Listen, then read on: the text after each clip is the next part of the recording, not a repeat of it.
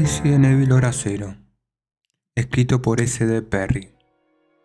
Capítulo 10. Cruzaron por la puerta del norte y se encontraron bajo el fresco aire nocturno. Billy sintió un auténtico alivio y respiró profundamente. Hasta ese momento, no se había dado cuenta de lo mucho que temía que no fueran capaces de salir del complejo de Umbrella. Por desgracia, vio enseguida que aún no habían escapado, al menos no exactamente. La puerta del observatorio se abría hacia un paseo largo y estrecho que iba directo hasta otro edificio, a unos 50 metros. A ambos lados del paseo había agua, algún tipo de embalse o lago que lindaba con el lado este del complejo.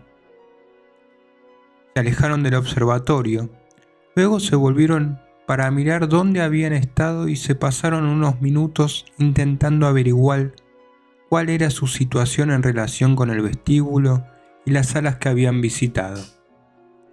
Era una tarea imposible. Billy nunca había tenido mucho sentido de la orientación y, al parecer, Rebecca tampoco.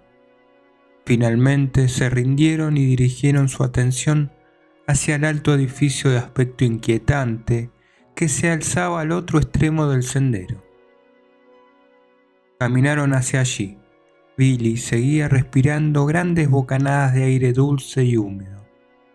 Era tarde, probablemente faltaba poco para el amanecer, pero no había ningún cielo por el que juzgar, solo un gran manto de nubarrones grises cargados de lluvia. ¿Dónde crees que estamos?, preguntó. Ni idea, respondió Rebecca. Espero que en alguna parte haya un teléfono. Y una cocina, añadió Billy. Estaba muerto de hambre. Ojalá, exclamó con tono anhelante, cargada de pizza y helado. ¿Pepperoni? Hawaiana y helado de pistacho. ¡Ah!, protestó él, haciendo una mueca. Estaba disfrutando de la conversación. No habían tenido mucho tiempo para conocerse, aunque sentía que algo los unía, una conexión que a menudo había notado con otros durante el combate. Y probablemente también te gustará la comida naranja. ¿Comida naranja? Sí, ya sabes, ese color naranja antinatural. Lo ponen en los macarrones, en el queso, en las bebidas con sabores artificiales, los pastelillos, los ganchitos de queso. Rebecca sonrió de medio lado. Me has pillado, me chifla esa porquería. Billy puso los ojos en blanco. ¿Adolescentes? Porque eres un adolescente, ¿no? Justo la edad para votar, respondió ella, en un tono ligeramente defensivo. Antes de que él le pudiera preguntar cómo había llegado a los Stars a su edad, añadió: soy una de esos niños prodigio, licenciada y todo eso. ¿Y tú qué edad tienes, abuelo? ¿30? Le tocó el turno a Billy de ponerse ligeramente a la defensiva. 26. Rebecca rió. ¡Hala! ¡Qué vejestorio! Déjame que te traiga la silla de ruedas. Calla ya, le replicó él sonriendo. He dicho, déjame que te traiga la silla de ruedas, fingió gritar burlándose. Él no pudo evitar reír. Aún reían cuando pasaron ante una pequeña caseta de guardia a la derecha del sendero y vieron un cuerpo adentro, tendido en el suelo. Parte de un cuerpo, pensó Billy, y su buen humor se evaporó en un segundo mientras se detenían, incapaces de no mirar. Yacía boca abajo y le faltaban las piernas y un brazo, lo que hacía que el cadáver pareciera estar hundido en el espeso charco de sangre que lo rodeaba. No volvieron a hablar hasta que llegaron al edificio. El recordatorio de la tragedia que había ocurrido allí los había serenado. Era imposible tenerla presente en todo momento. Pensar constantemente en el horror del brote viral haría que le fuera demasiado difícil funcionar, y reír de vez en cuando proporcionaba una válvula de escape importante, incluso necesaria, para seguir manteniendo la cordura.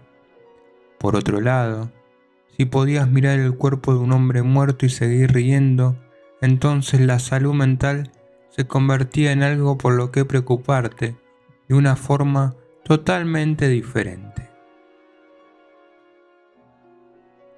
Llegaron al edificio desconocido y aflojaron el paso para estudiar su trazado. Había pequeños senderos que partían del paseo principal justo frente al edificio, flanqueado de flores y árboles que hacía tiempo que se habían secado.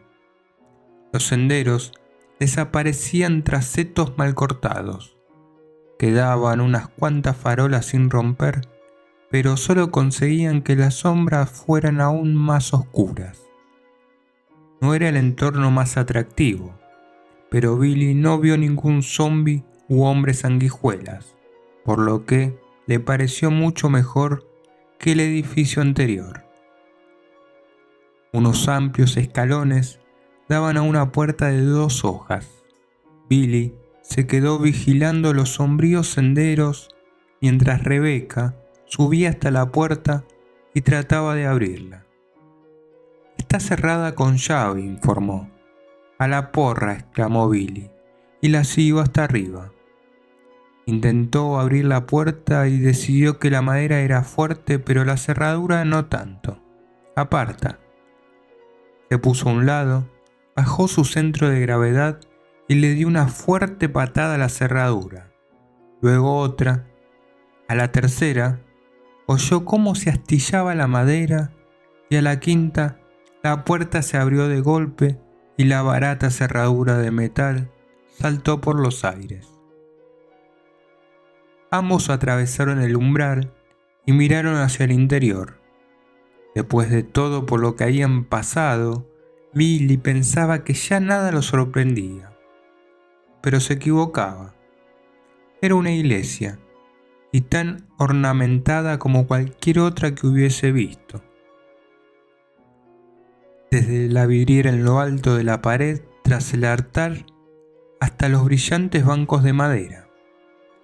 Y también estaba destrozada, al menos la mitad de los bancos estaban volcados y solo se podía ver gracias a un enorme agujero en el techo, no lejos de donde se hallaban. «Mira el altar», susurró Rebeca. Billy asintió con la cabeza. No tanto el altar, como lo que había a su alrededor. Sobre la plataforma, en la parte delantera de la iglesia, había cientos de velas consumidas, estatuas religiosas derribadas y grandes ramos de flores muertas. Resultaba escalofriante. «A mí ya me vale largarnos de aquí», dijo Billy, y alzó la voz ligeramente al darse cuenta de que también él estaba susurrando. «Podríamos inspeccionar el jardín y ver a dónde van a parar esos senderos». Rebeca asintió y dio un paso para atrás. Entonces, algo enorme y negro descendió hacia ellos desde el techo abovedado. Algo que lanzaba un chillido increíblemente agudo, que revoloteaba y planeaba y agitaba unas enormes alas polvorientas. El tiempo pareció pasar a cámara lenta, lo suficiente para que Billy pudiera verlo claramente. Era alguna especie de murciélago, pero muchísimo más grande que los normales. La cosa tenía como mínimo la envergadura de un cóndor. En el último instante, el bicho se elevó y voló como enloquecido hacia la oscuridad de lo alto, pero ya se había acercado lo suficiente como para que una oleada de su pútrido aliento los alcanzara. Billy empujó a Rebeca con un brazo y agarró los pomos rotos de la puerta con el otro. La cerró como pudo, deseando no haberla forzado, y se dio cuenta al instante de que no importaba. Podían oír al gigantesco murciélago atravesar el agujero del techo. Podían oír sus enormes garras despellejadas arañando las tejas. «¡Vamos!», gritó Billy. Bajaron los escalones corriendo y Rebeca torció hacia la derecha seguida de Billy. Hacia ese lado parecía haber más protección. Parte del sendero que circundaba la casa estaba cubierto. Giraba bruscamente 2 veces y en esos puntos quedaba oculto por setos y plantas descuidadas. Rebeca era rápida, pero Billy no le iba a la zaga, muy motivado por la imagen de unas alas corriosas envolviéndolos y unas garras rasgándole la carne. Allí, Rebeca minoró la marcha y señaló en una dirección.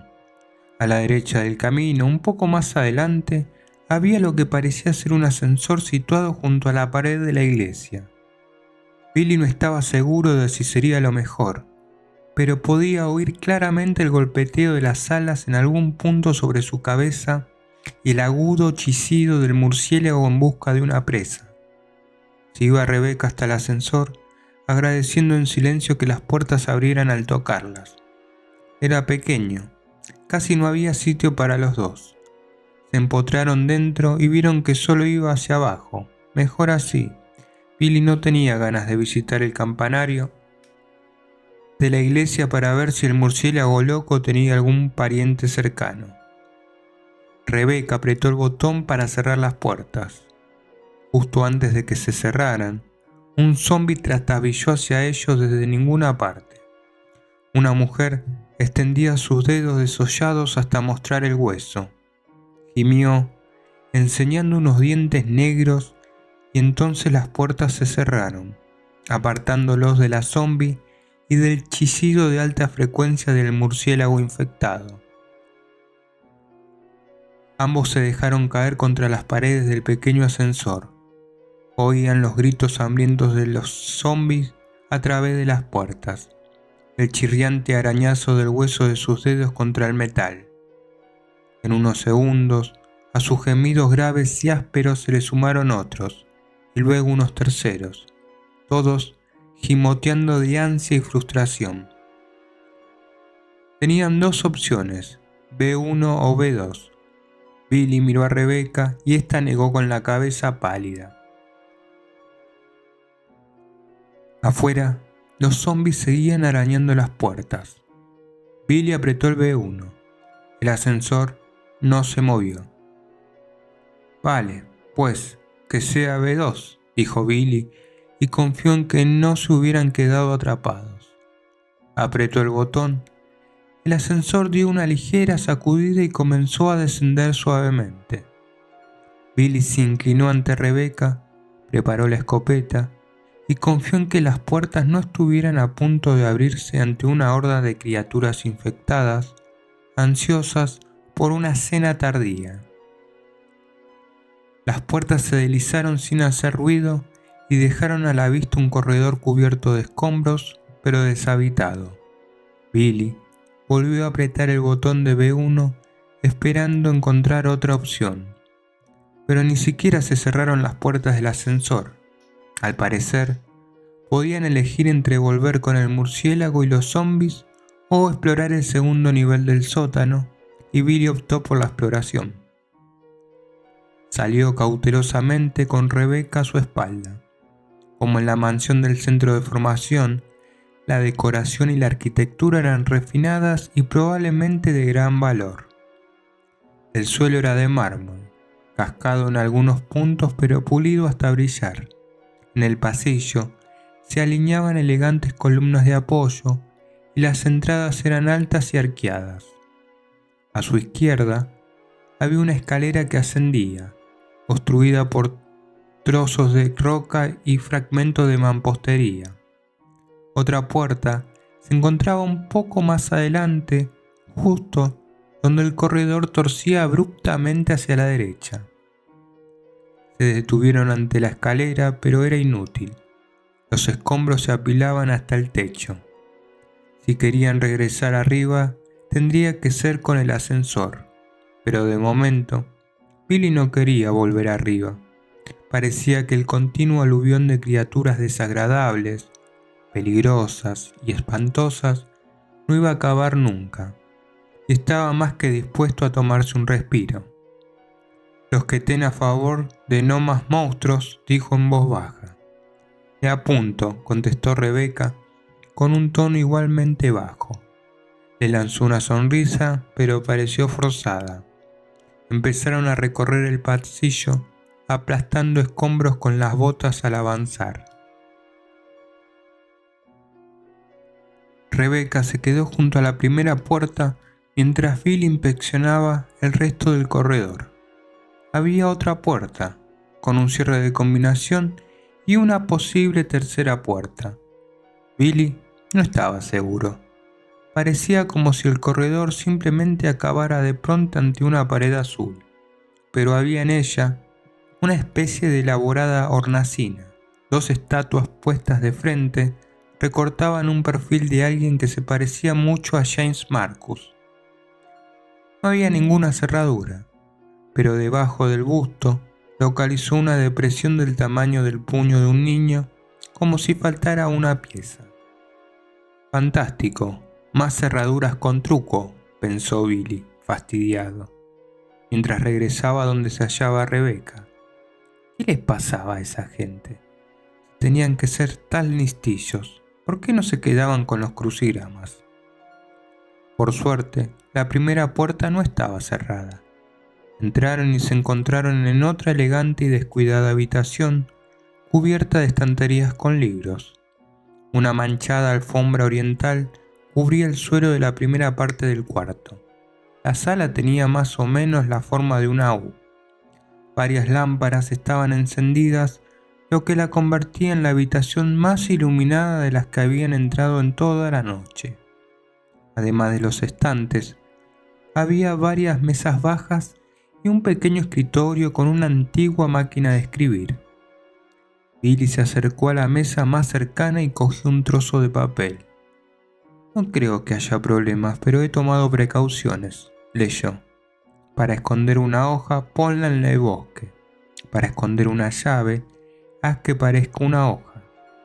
Bueno, eso lo aclara todo, se burló Rebeca, y Billy asintió con un gesto. Insistía, ¿qué le pasaba a esta gente? Rebeca miró por las estanterías mientras Billy recorría la sala. Se fijó en un gran agujero que había en el techo. Estaba alto, pero usando una de las mesas. La mayoría son de biología, comentó Rebeca. Mamíferos, insectos, anfibios. Ven a ver esto, dijo Billy, mientras ella giraba la esquina. Billy cogió la mesa más cercana y la empujó bajo el agujero. No era suficiente. Podría subir yo, propuso Rebeca. Echar una ojeada y encontrar una cuerda o algo para que pueda subir. Billy frunció el entrecejo. No sé, ¿la última vez que fuiste a mirar? Sí, repuso Rebeca, pero su expresión era firme. Estaba dispuesta a ir, incluso ansiosa por intentarlo, y tenían que hacer algo. Billy se subió a la mesa y entrelazó los dedos para ayudarla. Ella subió después, puso el pie derecho entre las manos de él y una mano sobre el hombro. Era ligera como una pluma. Probablemente Billy podría inmovilizar a dos como ella sin demasiado esfuerzo. La subió con facilidad y Rebeca desapareció de su vista a través del agujero. Un segundo después, se asomó por él. Parece tranquilo, pero está oscuro, informó. Tiene pinta de laboratorio. Hay muchos estantes y un par de escritorios. Déjame ver qué encuentro. Volvió a desaparecer. Billy esperó, mirando hacia el agujero y recordándose que la joven sabía cómo arreglársela sola. Ya había demostrado tener más fortaleza y capacidad que muchos soldados veteranos que había conocido. Y si había algún problema, solo tendría que saltar. No había nada de qué preocuparse. Rebeca lanzó un grito corto y agudo, y la sangre de Billy se le heló en las venas. ¡Rebeca!, gritó con la mirada clavada en el agujero negro del techo. Parecía un laboratorio que se hubiera usado intermitentemente durante la última década y que no se hubiera limpiado en todo ese tiempo. Había una gruesa capa de polvo sobre el suelo y los estantes, pero en algún momento se habían movido cosas y habían dejado marcas, señales detrás de las sillas, huellas de dedos en botellas de especímenes. Rebeca echó una rápida mirada a lo que la rodeaba y luego se inclinó sobre el agujero. La expresión de Billy era tensa, expectante. Parece tranquilo, pero está oscuro. Tiene pinta de laboratorio. Hay muchos estantes y un par de escritorios. Déjame ver qué encuentro. Se volvió y recorrió de nuevo la sala con la mirada. Notó que era más grande de lo que había pensado. Parte de ella quedaba oculta tras una gran estantería que dividía el área en dos. No lo hubiera notado de no ser por una lucecita azulada y pálida que parecía emanar de la sección oculta. Con la 9 milímetros en la mano, pasó al otro lado y lanzó un grito. Casi estuvo a punto de disparar al monstruo radiante que flotaba en el interior de un tubo, frente a ella, antes de darse cuenta de que no estaba vivo. «Rebeca, estoy bien», contestó, contemplando la espeluznante criatura. «Me he llevado una sorpresa. Eso es todo. Espera». Se acercó al espécimen de tamaño humano que flotaba en el tubo lleno de un líquido claro e iluminado por dentro. En realidad, había 4 de esos tubos, todos en fila, y cada uno contenía un horror ligeramente diferente. Las cosas de dentro habían sido humanas alguna vez, pero habían sufrido alteraciones quirúrgicas y seguramente las habrían infectado con el virus T. Intentó pensar en alguna descripción para darle a Billy, pero eso no se podía describir. Miembros horriblemente deformados colgaban de torsos musculosos y apedazados. Los rostros casi reconocibles mostraban terribles expresiones de angustias y deseos de sangre. Eran horripilantes. Más allá de las filas de monstruosidades humanoides había una vitrina de especímenes llena de tubos mucho más pequeños. Rebeca se inclinó y vio que dentro de cada tubo había una sanguijuela. Hizo una mueca de asco y estaba a punto de alejarse cuando se fijó en que uno de los tubos era diferente. La sanguijuela de adentro no era una sanguijuela. Abrió la polvorienta puerta de vidrio, sacó el tubo diferente y lo alzó para que le diera la luz. El tapón del tubo estaba pegado soldado y la cosa de adentro tenía forma de sanguijuela, pero estaba esculpida o tallada y era de un intenso azul cobalto. ¿Por qué alguien haría una falsa sanguijuela y luego la pondría? Parpadeó al recordar el trozo de papel que Billy había leído. Para esconder una hoja, ponla en el bosque. Para esconder una llave. Rebeca volvió al agujero y levantó el tubo para que lo viera Billy.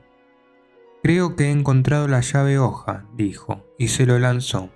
«O supongo que debería decir la llave sanguijuela». Billy atrapó el tubo y lo observó. «Estoy seguro de que encajará en una de esas puertas. Baja y vamos a verlo». «El tapón no sale». Se detuvo al ver a Billy tirar el tubo al suelo junto a la mesa. El joven le sonrió y luego aplastó el tubo con el tacón de la bota.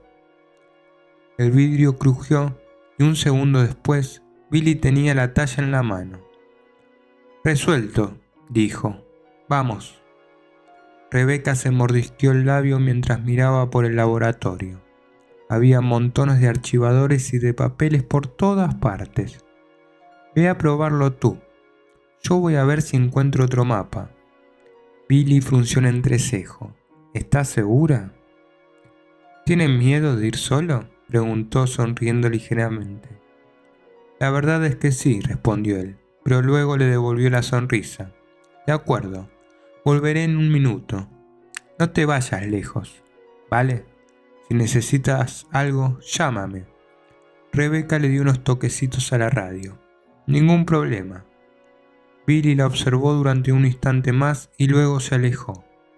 Rebeca contempló el laboratorio de nuevo y se fijó en el mayor de los dos escritorios de la sala. «Bueno, Marcus, veamos si nos has dejado algo que nos sirva», dijo, y se acercó al escritorio sin saber que la estaban observando muy atentamente mientras cogía una hoja de papel y comenzaba a leer. «Esto no puede ser», apretó los puños furioso. Los niños intentaron calmarlo, subiéndosele hasta los hombros, pero él los apartó sin hacerles caso. Rebeca estaba leyendo las notas personales de Marcus. Había encontrado el amuleto que llevaba al santuario interior del Dr. Marcus y se lo había dado a Billy. Todo lo que tenían que hacer era coger el teleférico, abrir una o dos cerraduras y estarían fuera de allí. Pero parecía que no querían dejar en paz la memoria del Dr. Marcus, que tenían que violar las pocas cosas privadas que había dejado atrás.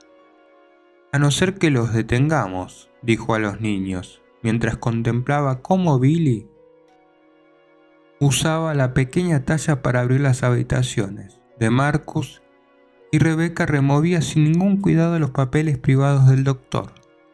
Observar a esos dos había sido una divertida distracción, pero se había acabado.